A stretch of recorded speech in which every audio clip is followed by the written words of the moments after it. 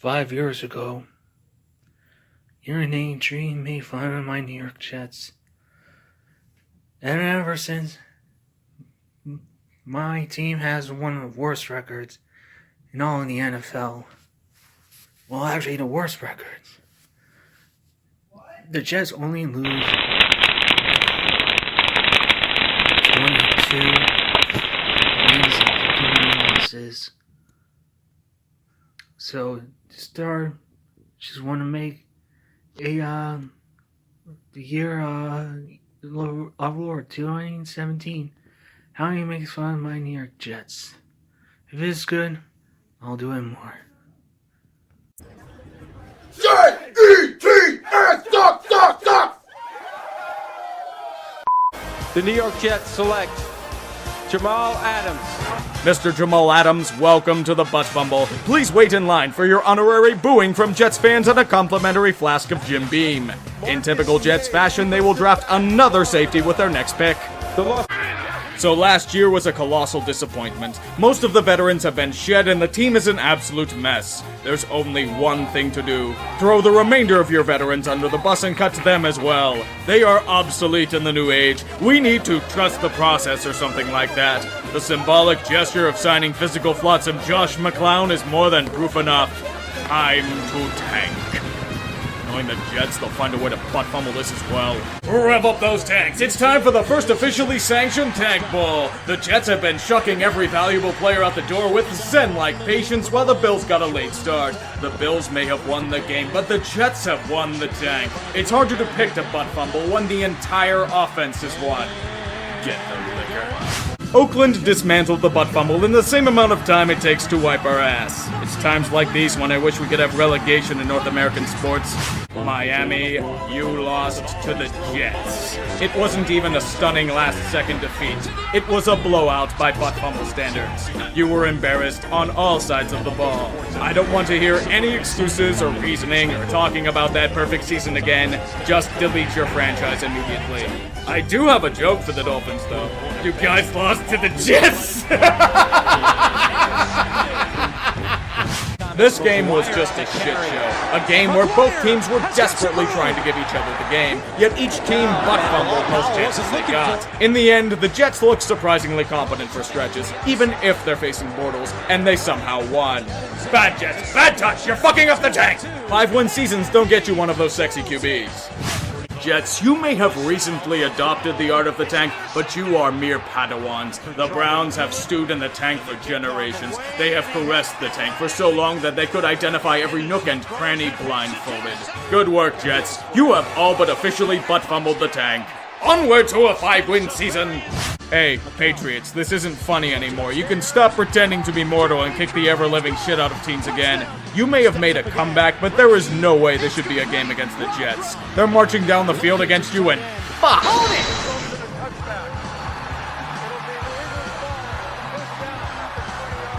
Don't feel too bad, Jets. The league may not know what the fuck a catch is anymore, but they are just trying to keep the tank on track. You'll be thanking them come April.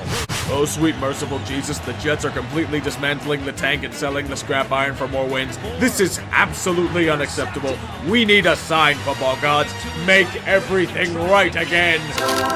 A bit unorthodox, but this could work. In fact, it did work. The Dolphins are back in the game and tied it up. They've ass-slapped their way to victory and avoided embarrassment once again. Peace has been restored to the galaxy. We can see the excuses now. The Jets were better than we thought they were. The rain neutralized a lot of our strengths. We just choke as a hobby. Fortunately, none of these were used, as the Jets have continued to butt fumble prime opportunities away and hand the Falcons an undeserved victory. Even in a season where they greatly exceed expectations, the Jets find a way to shit all over their fan base. God damn it, Bills. I give you some hype and promote you as a potential playoff contender and then reward me like that? The offense chose to become turnover happy, the O-line stopped giving a shit, and you got run over by old ass Matt Forte. This is typical Buffalo. Get people's hopes up only to smash them to oblivion. Jets, I have bad news. Unfortunately, it turns out the players don't buy into tanking and want to secure contracts for next year. Oops. I underestimated them. They're going for an 8-win season. It's just like every other year for them. So what was this game? Not only did Fitzception get revenge on the Jets for that holdout last year by doing dismally, but the Buccaneers won the game by field goals? You know when it shines brightly but you get struck by lightning anyway? That is this Jets season in a nutshell. Tampa Bay, meanwhile, survives yet another week before underachieving their way out of a postseason spot. By God, it's happening. The Panthers are playing down to their competition again and are about to thrust the Jets into the AFC playoff picture. Think about it, the Jets in the playoffs. Wait, right, this is the Jets. They can have no good things whatsoever. They choose to choke away another winnable game thanks to dropped passes, a questionable replay call, and a blown fourth quarter lead. Carolina escapes with yet another ugly victory. Bring out your dead, New York. There are plenty of them. Panic mode has set in for the Chiefs. They are desperately throwing everything they've got to right the ship.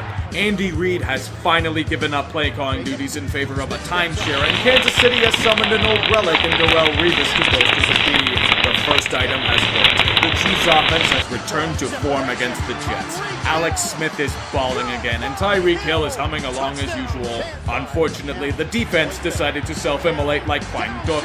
This is a team that has absolutely lost all direction and fell apart to a sneakily good offense in the Jets. They strangled them in the time of possession game, and the Chiefs could do nothing. The final drive, simply a total collapse for the ages, but there's at least still a chance. Oh my God, Jesus, they lost to the Jets.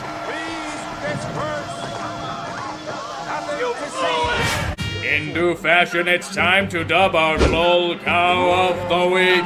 The entirety of the Chiefs' defensive core, especially after their magnum opus that was the Jets' final drive. First, a pass to Jermaine Kearse caught on third down turns into a 51-yard jaunt because of several missed tackles. After that, the defense stops them in the red zone and forces them to kick a field goal. In Chiefs fashion, they were penalized on the kick and the drive continued.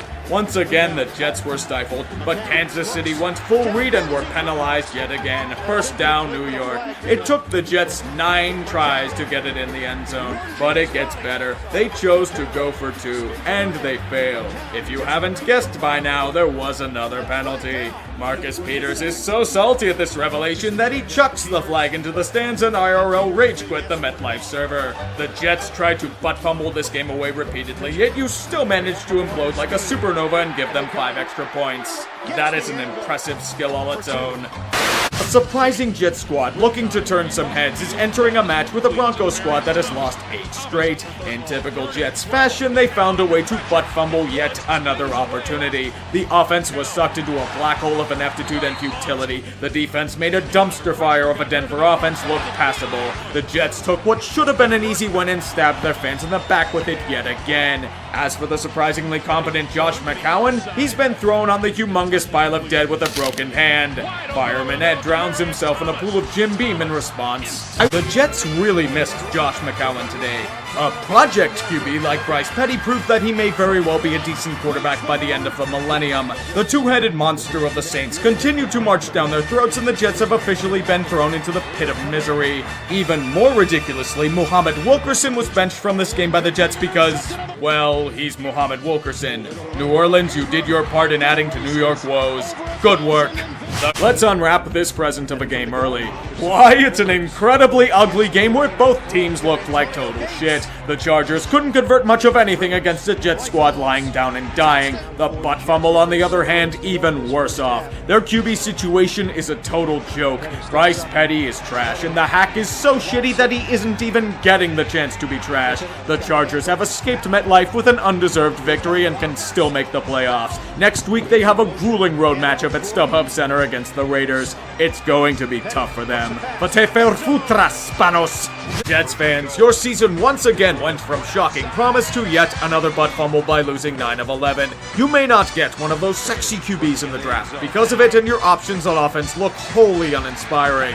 I do have good news though. There is one thing you can always depend on. No, not the Jets kicking you in the dick, it's SeatGeek. It's an app that you could be used to by now, considering all of the no-shows at Jets games this year. It sorts all the tickets available on the net to help you get the best possible deal. It helps you out by color-coding tickets and grading them on a 1 to 100 scale. In New York terms, that's like Bryce Petty to Josh McCown. You can get views of where you're going to be sitting as well. Better yet, if you use the code word TREE on the link below, you'll get $20 off your first purchase. Mark Sanchez can eat his heart out. You've got a way to help you get to the playoffs. SeatGeek. It's not real playoffs, but it's close enough. Also, the Patriots have clinched home field advantage, but that was to be expected.